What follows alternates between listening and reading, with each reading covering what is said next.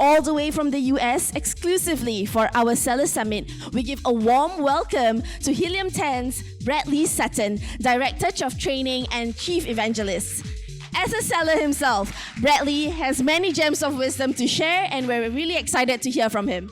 All right. Well, I'm so happy to be here in Singapore. It's my first time here, probably in like 10 years, where I just come outside of the airport. So it's really beautiful. I went to the gardens yesterday. I did 12,000 steps. It's too much walking in Singapore I had to do here. But I'm really happy to be here. And I met a lot of you out there already, because a lot of you use Helium 10. So first of all, how many just selling on Amazon USA or Europe currently? So the majority. How many using Helium 10 currently? Okay, about 25%. All right, nobody can be perfect. Oh no, I'm just playing. All right, so we're going to go ahead and get into this, and I'm not going to be talking just about Helium 10. I'm actually going to be talking a little bit about the Growth Opportunity Explorer. I think people who are selling on Amazon, it's important that you use all kinds of different analytical tools, all kinds of different strategies, not just one thing. So I'm going to be talking about Helium 10. We're going to talk about not Helium 10. We're going to be talking about Amazon tools, etc. So let's go ahead. Let me see this. All right. So we're going to talk about product and listing strategies to help you grow your Amazon business. Here, just real quick, I did a podcast recently featuring some Amazon sellers from Singapore, and I would love to feature more of you later. So bookmark this. This is just the recent episode. I think Jeremy's was here. Where's he at? Oh, there he is over there. So he was one of the ones in the podcast.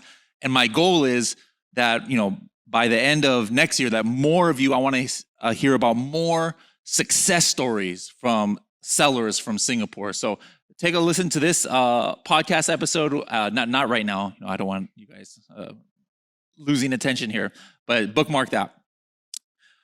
All right. So what are we going to be going over today? We're going to talk about 3 different aspects which are very important for the Amazon Germany. Yeah, the Amazon Germany. Yeah, it's actually important that you sell in Amazon Germany too. The Amazon journey. And that's product research, keyword research, and listing optimization. And as I said, we're going to be doing this via 3 different methods, which is Amazon-based tools, looking off of Amazon, and then also Helium 10. Like I said, it's very important that we have a very broad strategy whenever we're tackling our analytics. So let's first talk about product research. Now, this isn't just looking for your first product. Most of you raise your hand, you're already selling on Amazon. These are the same strategies that you can do to look for your next product to sell on Amazon. So it's important, first of all, that we understand the main concept of product research, all right? And I've talked about this a lot before. It's not about selling necessarily what you're passionate about, because sometimes what you're passionate about or what you know a lot about, maybe there's not opportunity on Amazon, all right? A lot of times you end up selling things that maybe you didn't even know existed before, but you saw that there's opportunity. So it's important to understand that product research means when you're looking for something that is in demand, but there's indication of little or underperforming competition. So let's first talk about how to use Amazon tools for that. And here, this is what we're talking about, the Product Opportunity Explorer.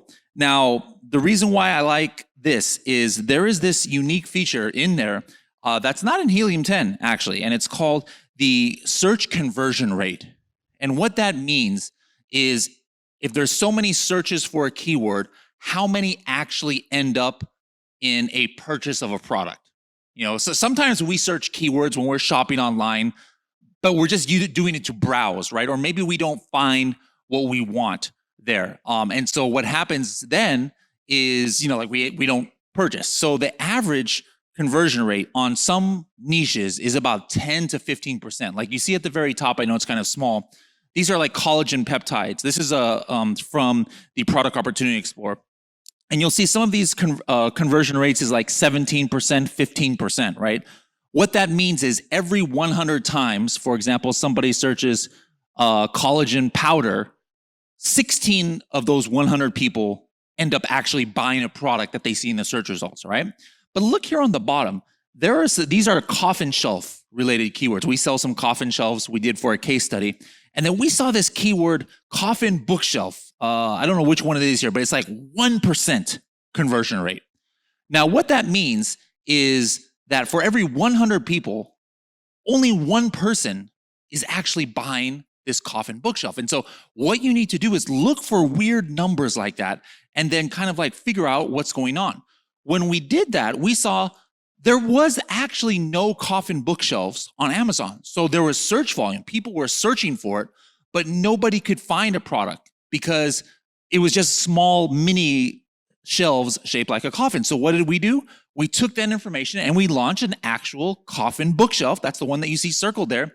We sold out of 500 units in about 3 weeks. Why? Because we were the only product that actually was a coffin bookshelf. So use the Product Opportunity Explorer to find very low conversion rates on a keyword that has significant search volume. And it means that people, it's in demand, but they are not finding what they really want. And then you need to go and see if, can I offer to them what they are looking for? So there's one example. Now, another thing, let's talk about looking off of Amazon. All right, so that was looking, using Amazon tools, Product Opportunity Explorer. Let's talk about looking off of Amazon. So first of all, this is Amazon.com's search for egg tray. All right, so you see mainly there's like kind of some plastic ones, some metal ones, right? Now, we went to another website in the USA, that another marketplace that specializes in a lot of handmade goods. And this was the same exact keyword, egg tray, right? Do you see the difference in the results? So on this other website, it was mainly like these wooden ones, and you see how they're stackable? There's a few stackable ones that have shown up there. And so we're like, this is an interesting, trend. Maybe this is going to be trending in Amazon soon, because you guys know the process if you want to sell on Amazon. Maybe you have an idea about something that's cool to sell. Well, you got to go, maybe to a factory in China or India or somewhere to get it made, get some samples, and then ship it, and then have it go to the Amazon warehouse. How long is that process? It's like, 3 months, 4 months, 5 months, right? But some of these websites that specialize in people who are making handmade products, they have an idea of a new product to sell. In 1 week or 2 days or 3 days, it's already on that website. Why? Because they're just making it like in their backyard or in their garage or something.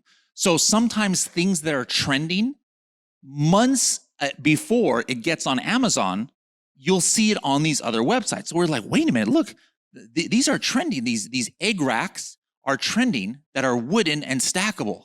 But on Amazon, you search that keyword, it's all plastic ones. So what did we do? We made a stackable egg rack. Immediately, we were page 1, position 1 for that keyword, stackable egg rack.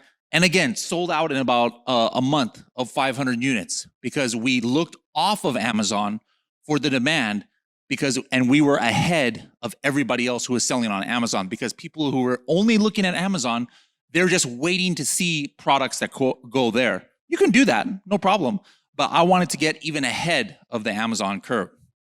Lastly, using Helium 10 for product research. This is a tool called Market Tracker. It's not really meant for product research. Market Tracker is a Helium 10 tool that is meant to look for new competitors in your niche, right? But I use it actually for product research. So it is giving me suggestions on products that maybe, do you want to track this or not? We think maybe it's your competitor. And some of these I would say no, like this is the coffin shelf market that I created on Market Tracker, but you'll see it's saying, do you want to track or do you want to ignore? And some of these other ones are a coffin shaped makeup holder, right? Another one is a coffin shaped felt letterboard, right? Now I'm going to click ignore, because I don't think those are my competitors, right? So for the use of Market Tracker, I'm going to say, you know what? I don't want to track that because it's not my competitor. But before I click ignore, I'm going to write that down, because these are different product ideas for my brand. So if I have a brand where I'm selling coffin-shaped things, and there's weirdos who are buying a shelf shaped like a coffin, don't you think that weirdo might also want a tray shaped like a coffin? Sure, that's like right up their alley. So I'm not a weirdo, so I would have never thought of that kind of thing, by myself. But since Helium 10 showed me that these are related products, I'm like, hey, that's a good idea to expand my brand. So if you're currently in a certain niche, use Market Tracker and look at what products come up. you might find some good products for your weirdo customers. Don't call them weirdo customers. That's Bradley from Helium 10 said to call my customers weirdos. No. All right, let's talk about keyword research. That's actually my passion. I love keyword research a lot. And again, let's define it first because it's very important that we understand it. So effective keyword research is when you look for all of the potential keywords that a person who might buy your product would use in order to find it. All right, think about that for a second. We might think we know our product. Like I have a coffin shelf. I know that people would search coffin shelf for it. But just remember, not everybody is going to search the same keyword that you would to find the same product. You might have 100 people and you show them a picture of a product and you ask them, what would you search? What would you type into a search browser in order to find this product? Even though there's 100 people, they're not all going to say the same thing. There might be 25 different keywords that they would use. Some of them you wouldn't have even thought about. Like, I didn't know there was this keyword called macabre decor. And I guess that means something like about like death or something like that in the English language. I never even heard of that word, right? But people were using that word to find coffin shelf. So if I just relied on my own knowledge of what people would search for coffin shelf, I would have never found that keyword. So let's talk about using Amazon tools. This is my favorite tool in all of Amazon, which is called Brand Analytics. How many people use Brand Analytics in here from Amazon? Only a few of you. You guys are really missing out.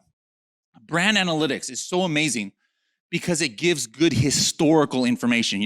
When I'm looking in Helium 10, I'm using Cerebro or Magnet, it's only showing me what's going on kind of like right now or within the last 30 days. With Brand Analytics, I can go back in history and see what were the trending products. Like, for example, right now or maybe next month is already November in America. Beach balls is probably not something that is selling very much because a lot of America is getting colder, so people are not going to the beach. So if I wanted to do keyword research in Helium 10 for beach balls, it's not really going to be the best keywords because there's not even that many beach balls that are being sold. Really, I want to know what were the best beach balls and what were the best keywords for beach balls when? In June, July, August, like the summer months. So with Brand Analytics, if you have brand registry, you have full access to this. Go in there, type in beach ball, type in your main keywords, but then use the date range to go to when that product was really popular. Same thing in July or August. I'm maybe thinking about selling some winter gloves. I can't do my keyword research in July or August for winter gloves. That's not the best time. So I would look into the previous year. What were the trending keywords for this product in November, December, and January, the cold months? Let's look off of Amazon. Here's another website, the same handmade website. And I like to look for keywords that maybe there's a new product I have and I can't look on Amazon. Sometimes, that method I told you about product research, where I'm launching products that aren't even on Amazon yet, how am I going to know the keywords? I can't use Product Opportunity Explorer. It doesn't exist on Amazon. I can't use Helium 10 because there's no products to look at in Helium 10. So I would look where there are products. And on this website, I can use the reviews to see which are the trending products. And then there is this thing on this website. I don't mention it because I'm at an Amazon event. That's why I keep saying website. I have respect for you guys. Maybe know what website this is. But then I look under explore related searches on this website. That's actually very interesting. This is what the seller who made this listing on this website is putting as their most important keywords. All right, that this is not some algorithm. So this is like if on Amazon you were just to look into your back-end keywords of your competitor, it's actually showing on this website. So look there if it's selling on other websites, try to find this section, and then you'll be able to see what are the main keywords. Using Helium 10, what I do is all of us, how many people using Helium 10 use Cerebro? Is that your favorite? That's my favorite tool in Helium 10 is Cerebro. One feature that a lot of people don't use, there's this one-click button called Opportunity Keywords. Sometimes when we're doing our keyword research in Cerebro, we're only looking for the keywords that like all of my main competitors are all doing great for. And yes, that's important. That should be step one, no problem.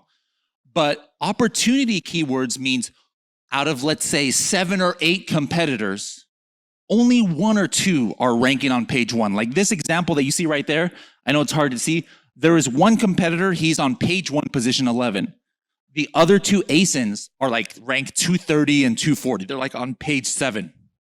Find keywords where only one or only two of your main competitors are ranking for it, because these are keywords that will be a lot easier to get to page 1. You're not competing with all 7 or all 8 competitors. So really make sure that you use that feature in Helium 10 Cerebro called opportunity keywords. Let's talk about now listing optimization. And again, to sum it up, is effective private label listing optimization is when you create a listing that's optimized both for the Amazon algorithm, but also for the best chance of conversion for your target market. And this is super important. People start using tools like Helium 10 or using the tools inside of Amazon, and they get so focused on metrics and search volume and all these other things that are important for the Amazon algorithm. But at the end of the day, remember, you are selling to a human being. The human being does not care if you have 253 characters or 247 characters in your title. They're not thinking about the kind of things that we think of that we know are important to like Amazon or important to the algorithm. They don't care that I repeated this phrase 3 times in order to make sure Amazon knows it's relevant. No, they're looking at your images.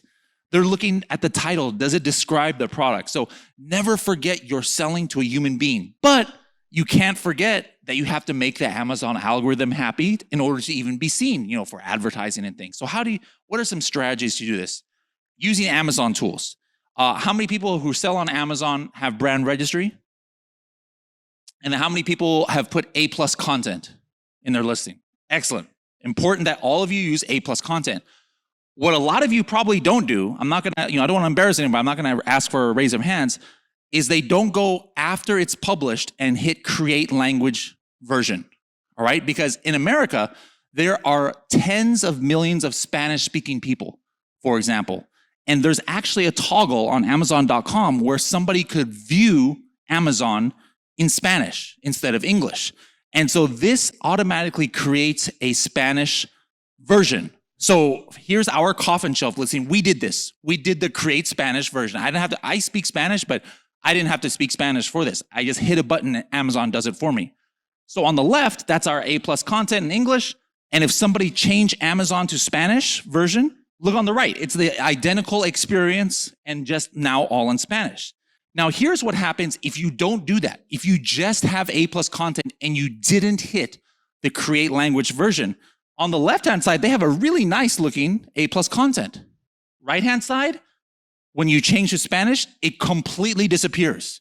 It's not that it doesn't translate, it like takes away their entire A+ content. So let's say 15 or 10% of your customers are searching or looking at Amazon in Spanish. Your entire A+ content is not visible, and your original description is not there either. So really important. It takes 3 seconds to do. Go into your A+ content, hit the create language version, and select Spanish.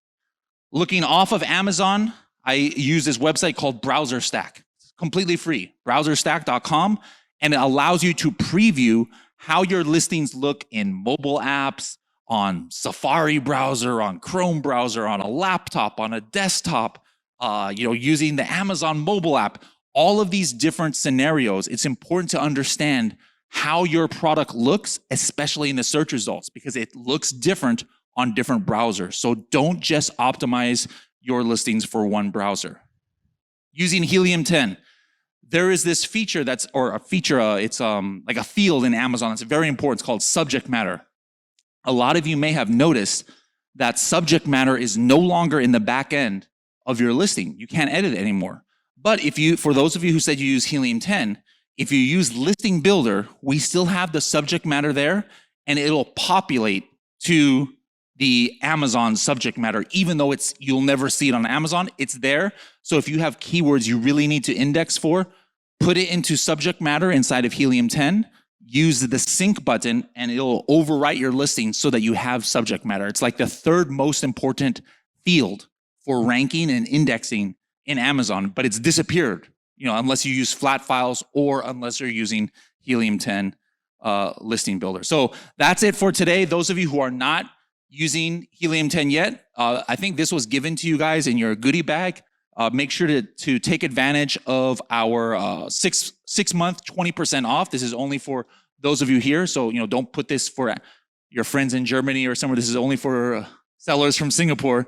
Singapore 20. All of a sudden we get a bunch of Singapore 20s and the name is Marcus Mokros from Germany. I'm like, wait a minute, I don't think he's from Singapore. But we want to see you guys, more and more people using Helium 10. We love sellers from Singapore, and hopefully there's enough demand. We'll eventually make Helium 10 also work for Amazon Singapore, hopefully soon as well. So thank you guys very much for attending. See you.